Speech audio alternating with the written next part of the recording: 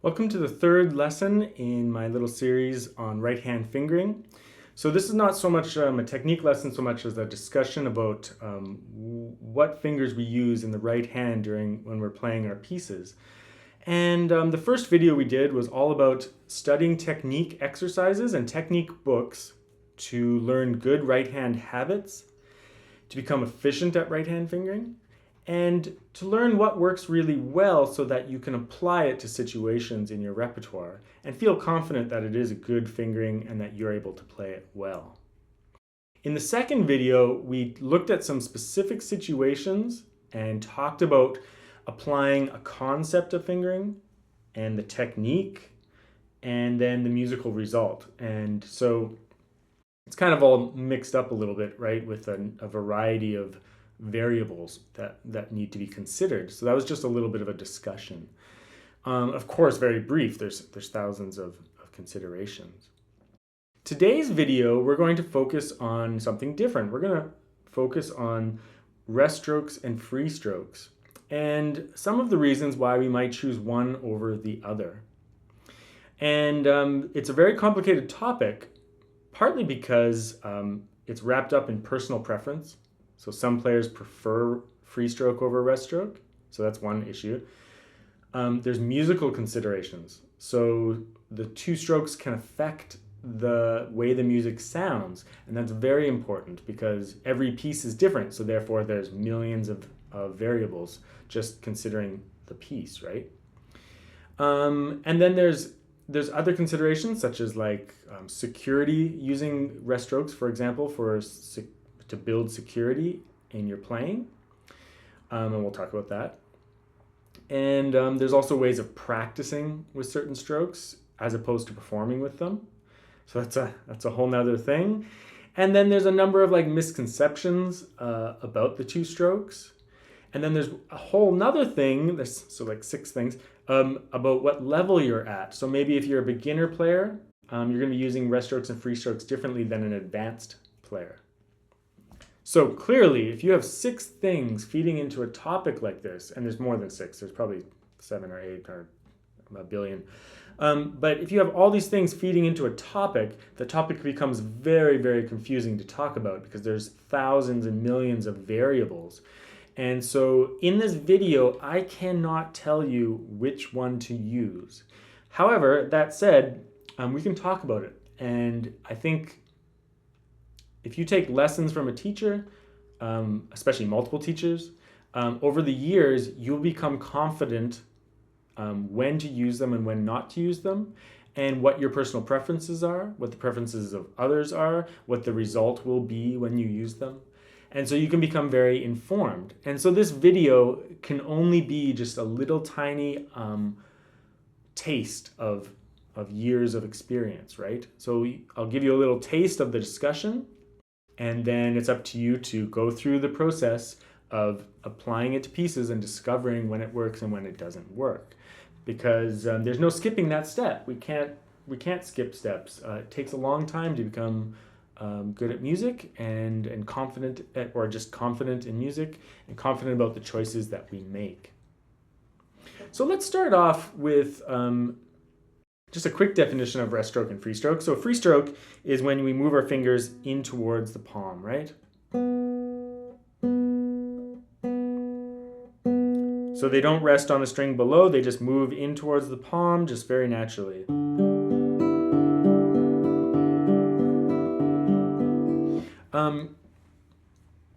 Rest stroke is where the finger goes through the string and rests on the string below. It's not that it necessarily stays there. It can lift off afterwards, but essentially the string below stops the finger. Same thing with the thumb. A free stroke would bypass the 5th string here. A rest stroke would rest on it, literally.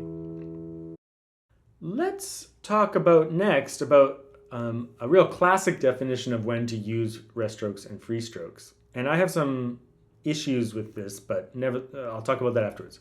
So this is from Aaron Shearer's Classical Guitar Technique book. And he emphasizes two times when you should use rest stroke and some other situations where free stroke is more desirable. And he clearly states that there's exceptions to these rules. And you have to think about the composition. So he is not trying to set anything in stone either. So he says this: rest strokes are employed whenever practical in playing. Any part requiring special emphasis, such as a melody, usually found in either the treble or bass parts of a composition, will use rest stroke. So anything that requires emphasis. And he also mentions scales or scale passages often will employ rest stroke. Free stroke is employed more in arpeggios, chords, scale passages where rest stroke isn't practical or desirable, and then also parts that require parts that do not require special emphasis. So like accompaniment parts, for example. Now, I want to talk about some misconceptions about rest stroke and free stroke, because he really mentions that he thinks that rest strokes produce more volume and a broader tone. And I'm sure he's saying that as a generalization, but I definitely don't think that's 100% true. If you practice your rest strokes and your free strokes right next to each other, and try to push in the string with your free stroke in a similar way to your rest stroke, you might find that your free stroke volume can actually pretty much even out with your rest strokes. Now, so that means that I don't think that there's much of a difference between the two. The thing that probably makes a difference for most people is that when you do a rest stroke, you can be more carefree. You can really push your finger into the string and not worry about it accidentally hitting the string below by accident, making them easier to play hard and loud, or broad and loud. So I think it's a bit of a misconception that free strokes and rest strokes are result in a different sound, but they're certainly different techniques. And I think, yes, rest stroke in very general terms, it's easier to produce a louder volume, just simply because you can be a little bit more carefree about pushing the string in. Another thing that rest strokes are sometimes used for are for security. So for example, some students, they're just so they're all over the place with their technique. Sometimes it's really good if they do a rest stroke in the thumb, for example. Look how secure that is. It just keeps my hand so compact, right? So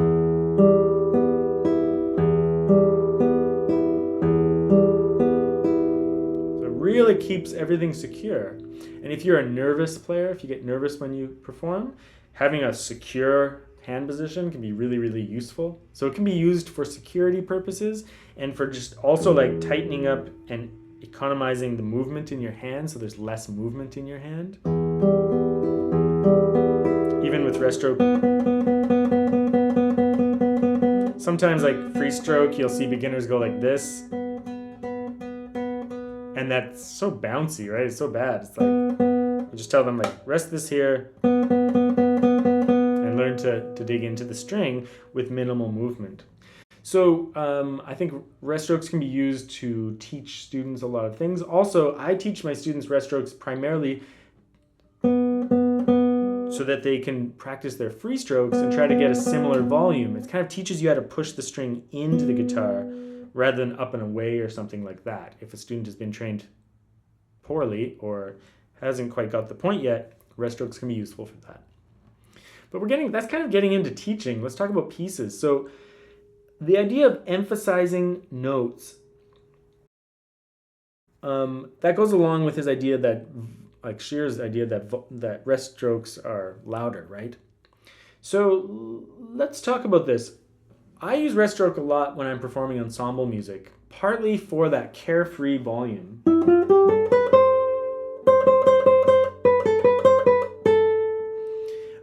That's really useful, is that it's just very secure. I don't have to worry about it. I get lots of volume. I can just really dig in. It feels great. It just feels really good too. It's very secure as well. Like I said, it's connected to security. So that's great. The other thing is sometimes during articulations, If you don't want all the notes ringing out, it automatically will mute the string below, which can be good sometimes and bad other times. I'll bring that up again in 1 second. When you do free stroke, do you hear the B is still ringing because nothing stopped it from sounding? So there's musical considerations, right? Let's talk about a situation where we might use rest stroke, or I think that Aaron Shearer would use rest stroke. Let's talk about the study in C major by Tárrega, and you can get the free sheet music for this off my website. It is free, but we can just talk about it. You don't have to play it necessarily.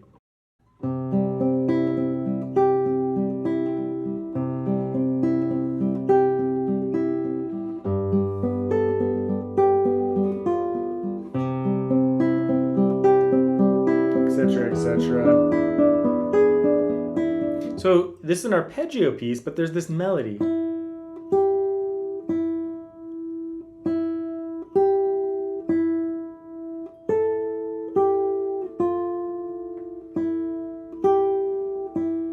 So he might suggest that we do a rest stroke there to emphasize the melody. Because like he said, it can be used to emphasize something because he says it's louder. That's what he says. So we could do a rest stroke with the A finger.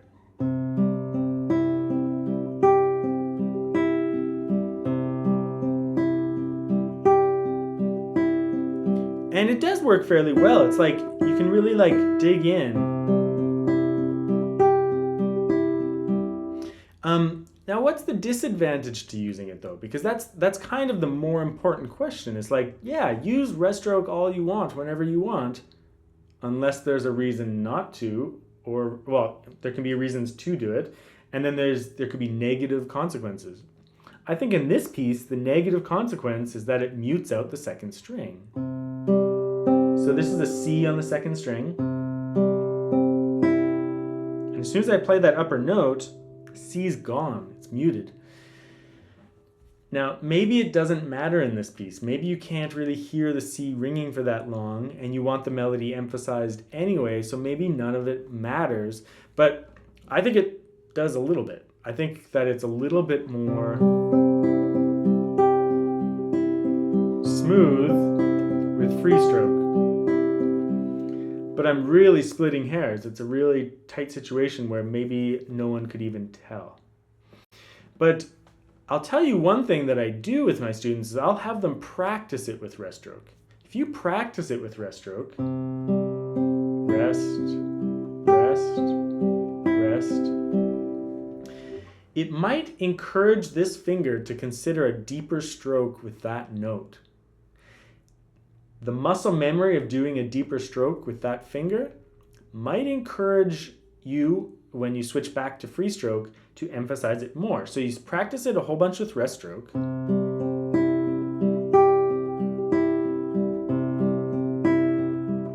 then you go to free stroke.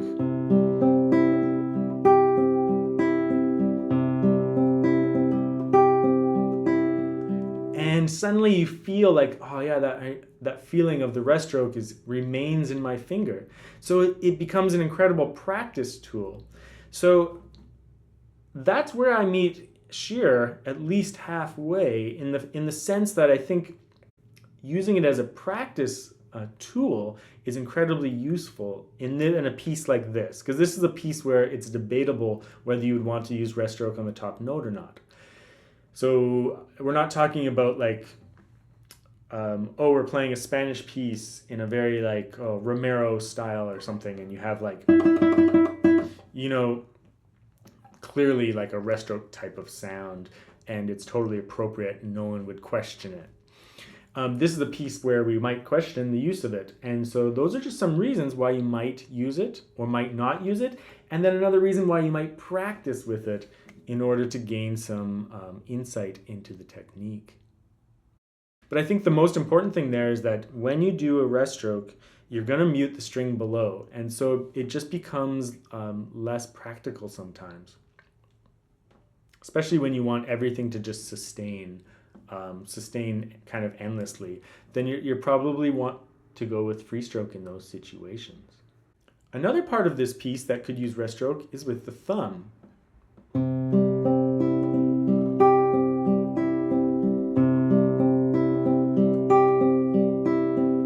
See how secure that is? It's like if I do a rest stroke with my thumb, I get to like rest my thumb the whole time and really secure my whole hand. That's incredibly useful, providing it doesn't tense out your hand. In some situations, like faster playing and stuff like that, sometimes like it just gets too tight. Also, if I use both thumb rest stroke with this finger and with this finger, it can get kind of tight. I mean, I can do it. Actually feels pretty good, but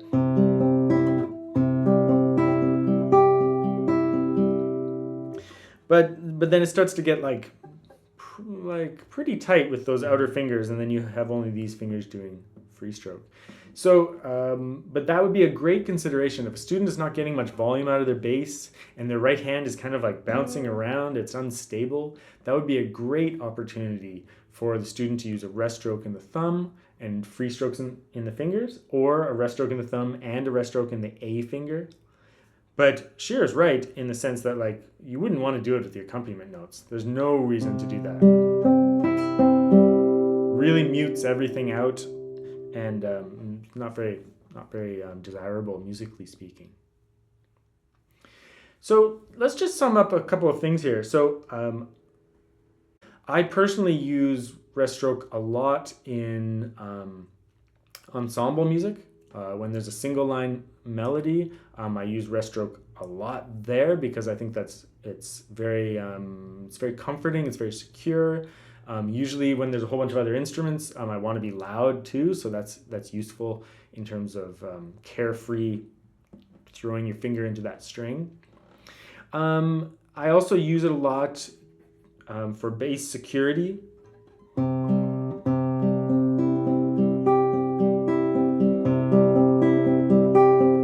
It's a great time to do that. Like pretty much whenever I'm doing these kind of arpeggios, as long as this string doesn't need to ring out, the fifth string, or whatever string is underneath the thumb, it's a great time to do some rest stroke with the thumb. Secure your technique, secure your playing, get a nice rich bass sound. I think it's great. I also use it a lot in practicing. So practicing a piece,